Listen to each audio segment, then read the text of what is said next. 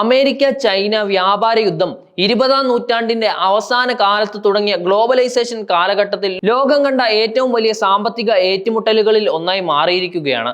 American ഭരണകൂടം, പ്രത്യേകിച്ച് Donald Trump പ്രസിഡന്റായ കാലം മുതൽ ചൈനയുടെ വ്യാപാര അധികാരത്തെയും അനീതിയായ വ്യാപാര രീതികളെയും വരെ കടുത്ത രീതിയിൽ നടപടിയോടെ സ്വീകരിക്കുകയാണ് ചെയ്തത്. ഇതിന്റെ ഭാഗമായി ചൈനീസ് ഉൽപ്പന്നങ്ങൾക്ക് കനത്ത താരിഫുകൾ ചുമത്തുകയും ചൈനയുടെ പ്രതികാരമായി അമേരിക്കൻ ഉൽപ്പന്നങ്ങൾക്ക് സമാന രീതിയിൽ നികുതി കൂട്ടുകയും ചെയ്തിട്ടുണ്ടായിരുന്നു.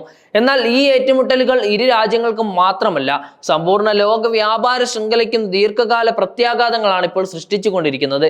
അന്താരാഷ്ട്ര വിപണികളിൽ ചൈനീസ് ഉൽപ്പന്നങ്ങൾക്ക് പുതിയ വഴികൾ കണ്ടെത്തേണ്ടി വന്നപ്പോൾ ഇന്ത്യ ഉൾപ്പെടെ നിരവധി രാജ്യങ്ങൾക്ക് ഒരു സാധ്യതാപൂർണമായ വിപണിയായി അത് മാറുകയും ചെയ്തിട്ടുണ്ടായിരുന്നു. ഇന്ത്യൻ പ്രധാനമന്ത്രി നരേന്ദ്രമോദി സ്വദേശി സാമ്പത്തിക മാതൃകയെ ശക്തമായി പ്രോത്സാഹിപ്പിക്കുന്നത് മേക്കിംഗ് ഇന്ത്യ മുതൽ അർട്ടമേനിയൻ ഭാരത് മുതൽ എത്തിയ മുഴുവൻ ആശയ പദ്ധതികളും ഇതിന്റെ ഭാഗമാണ്. മോദി സർക്കാരിന്റെ കാഴ്ചപ്പാടിൽ വിദേശ ആശ്രിതത്വം കുറയ്ക്കുകയും രാജ്യത്തിനകത്തെ നിർമ്മാണ ശേഷിയും ഉപഭോഗ സംസ്കാരവും വളർത്തുകയും ചെയ്യണം എന്നതാണ്.